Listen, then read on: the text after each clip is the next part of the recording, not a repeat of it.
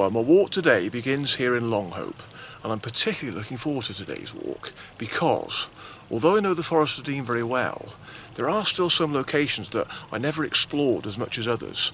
So my trip today takes me to those places that I'm not quite so familiar with. So in many ways, it's a completely new walk for me.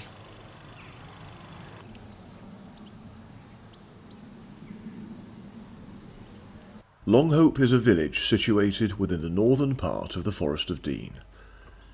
It has been in existence since before the invasion of the Normans in 1066 and has a rich history. The charm of the village developed from, not by major events from the past or shaped by any outstanding names, but by the daily lives of all the people, the farmers, the stonemasons and the charcoal burners. The name Longhope means long enclosed valley, which describes the aspect of the village.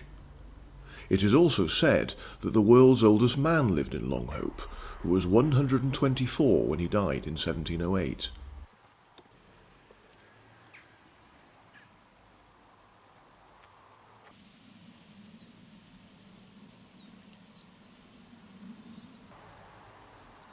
There is a local shop and post office in Longhope, a village hall, the Latchen Room, and two pubs, the Farmer's Boy and the Yew Tree.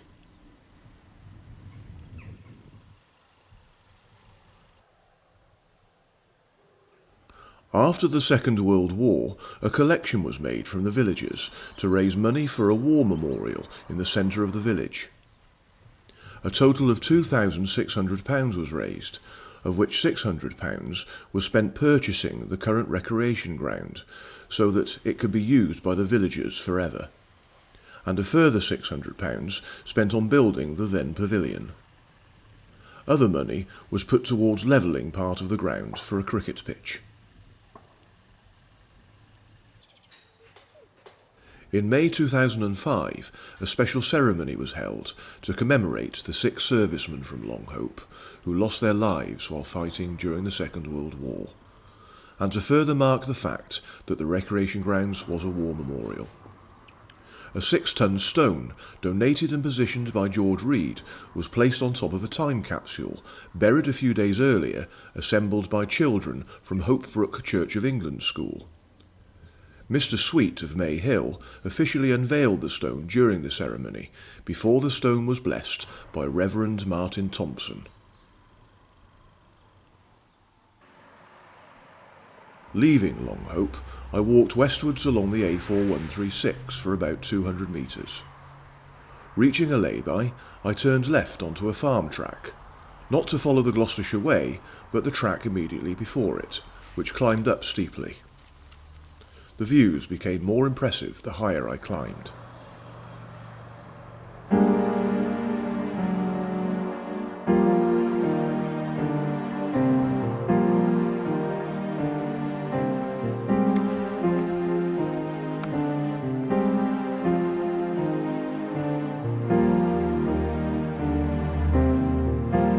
Soon I entered Hope Wood and headed in the same general direction as I walked along forest tracks through the wood.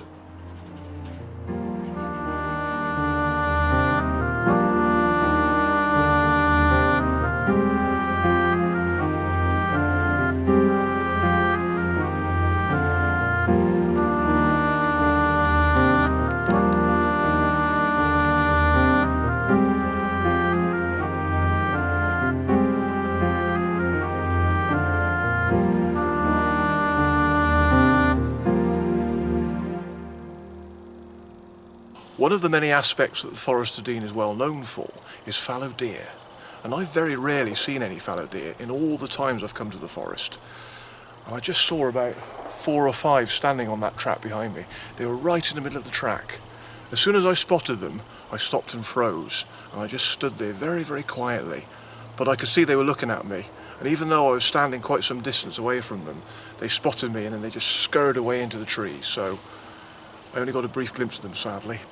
But at least I can say I saw some.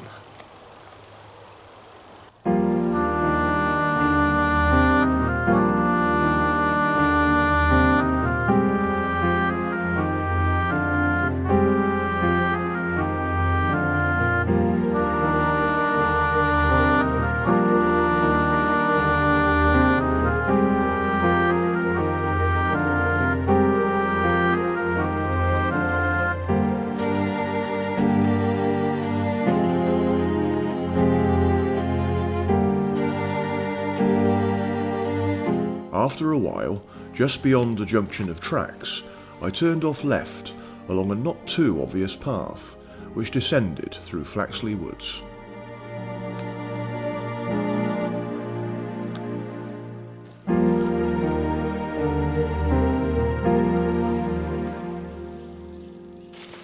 The path coming down through this valley has been quite wet and muddy, so I've actually almost slipped on my arse a few times. But we've had the longest and hottest summer for a long time, one of the hottest for many, many years. So the fact that we've had some rain recently and it's sort of put some more moisture to the ground is certainly very welcome.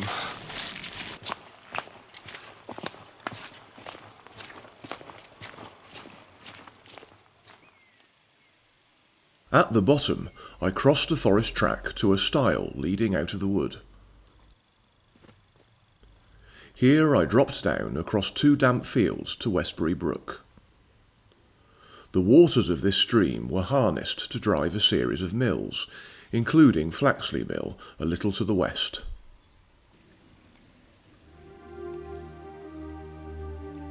I crossed a bridge over the brook, veered left just before reaching the road, using the access track to Lower Stream Cottage, and turned right just before the cottage, crossing meadows on a thin path.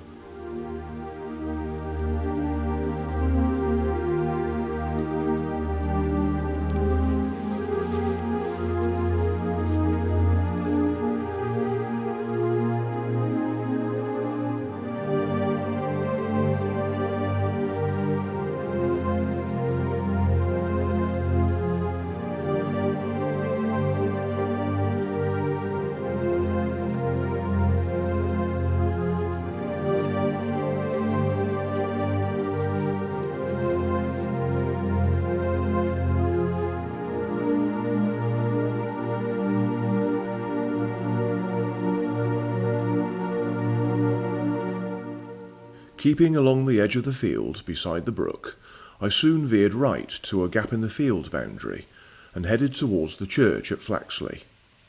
However, it was what was behind the church that caught my eye. Well, now I've arrived at one of the places that I rarely visited in the Forest of Dean before now.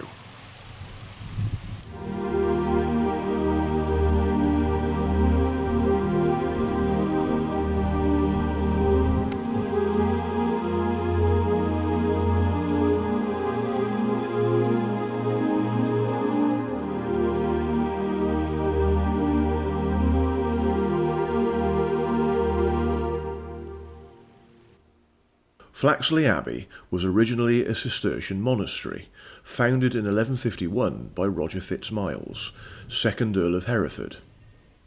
It was allegedly founded on the spot where his father Milo, 1st Earl of Hereford, was killed while hunting in the Forest of Dean in 1143.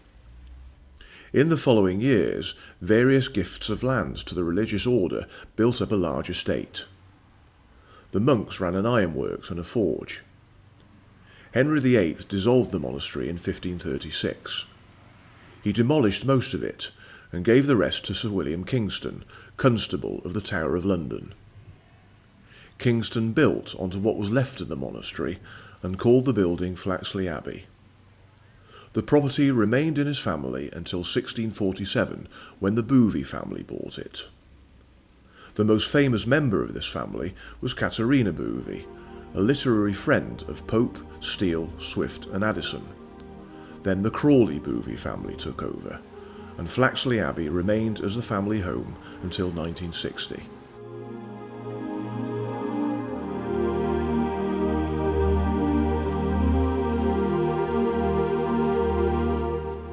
I climbed over a stile to reach the road at the Church of St Mary at Flaxley.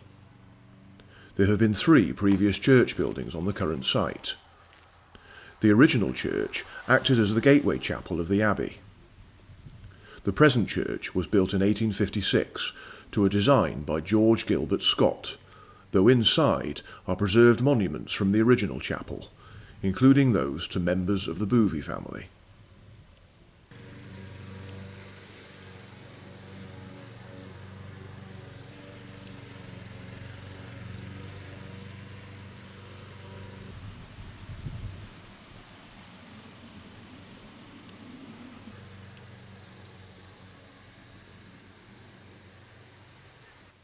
Gunn's Mill in Flaxley was another of the mills driven by Westbury Brook, and was one of the main gun foundries of the English Civil War era. A blast furnace was built there in 1629. Today, Flaxley offers a pleasant picturesque wooded scene, and is difficult to imagine it any other way, but it has a strong industrial past, notably of iron furnaces, forges and watermills.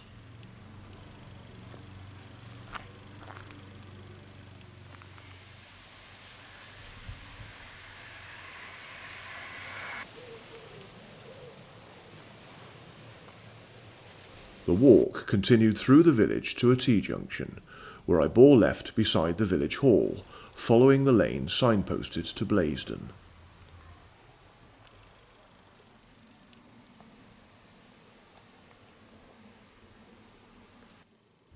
Passing a large lake on the right, and where two hedges almost converged on the left, I climbed up an angled railway sleeper and over a half-hidden stile.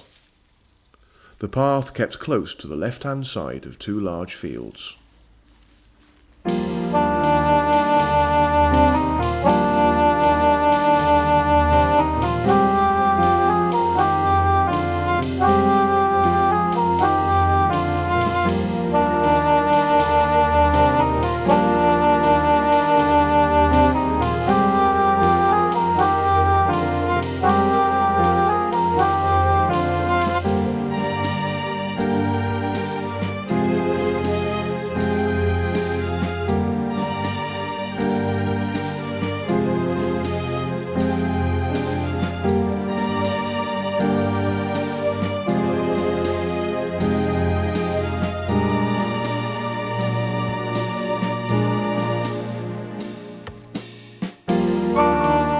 I crossed a stile, rounded a pond, and passed above Monk Hill Farm. Beyond here, the way lay across a paddock, through a gap in an electric fence, and over a triangular field to cross a disused railway line.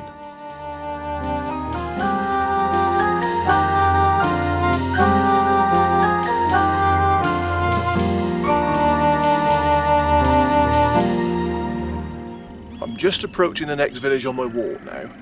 Now, if I recall correctly, I don't think I've actually ever been here before. This is one place in the Forest of Dean I'm sure I've never visited before now. I may be wrong, but this was never on a bus route when I used to travel on the buses around the forest. And I don't think I ever drove through here in later life, so I think this is my first visit. This is Blaisdon.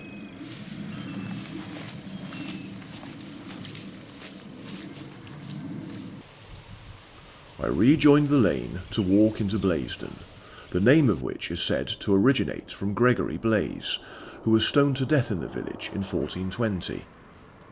In the late 19th century, John Dowding of Tanhouse Farm, Blaisdon, developed the popular jam-making plum, Blaisdon Red. The Blaisdon Stud Farm was the home of the world's largest Shire horse, Blaisdon Conqueror. Walking through the village, I passed the Red Hart, a very popular bustling village pub.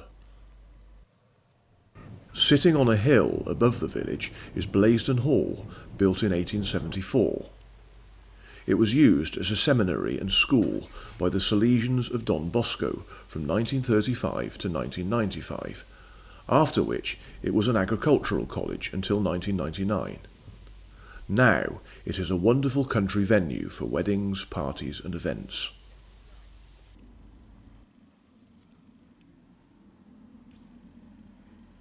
At the T-junction, I bore right in front of the arch of the Blaisdon Hall Lodge.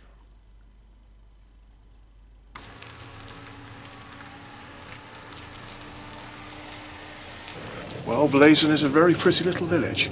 I'm sure I've never been here before, but it's nice to finally be here today.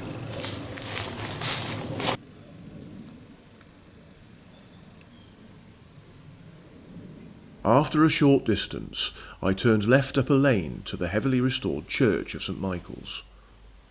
It is an edifice of forest stone, with Bathstone dressings in the early English style, and consists of chancel, nave of 3 bays, north aisle, south porch, and an embattled western tower, the only remaining portion of the old church, containing 6 bells.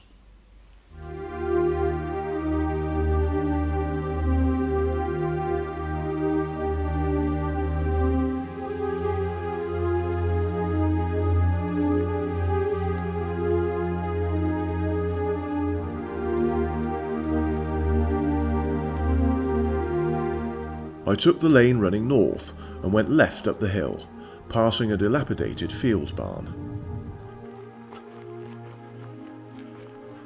As I climbed, I got my first views of the River Severn on this walk.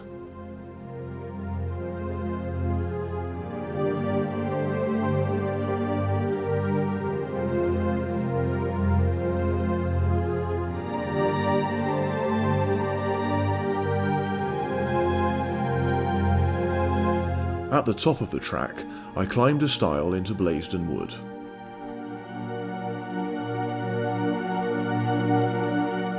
Continuing straight ahead, the track levelled out, where I soon went left to follow tracks heading north.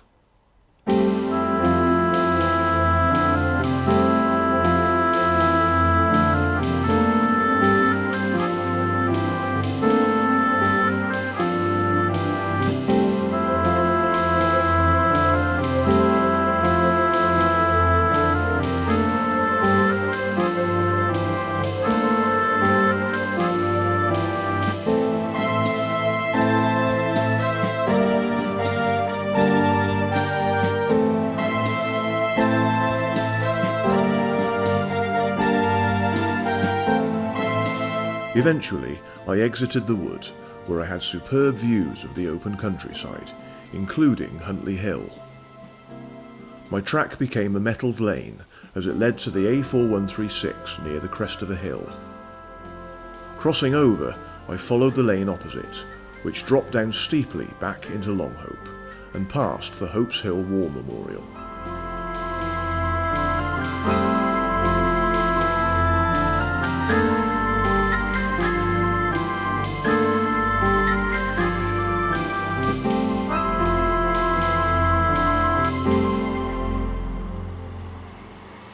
Well, I'm back in Longhope now, so that's the end of my walk. And this walk has been particularly special to me today because I've explored a part of the Forest of Dean that I never explored very much before. So I'm sure I've only ever been to Flaxley once or twice before, been to Longhope quite a few times because the bus always used to pass through Longhope. But Blaisdon, I'm pretty sure that today has been my very first visit to Blaisdon. I'm going to celebrate now with a local ice cream from the shop.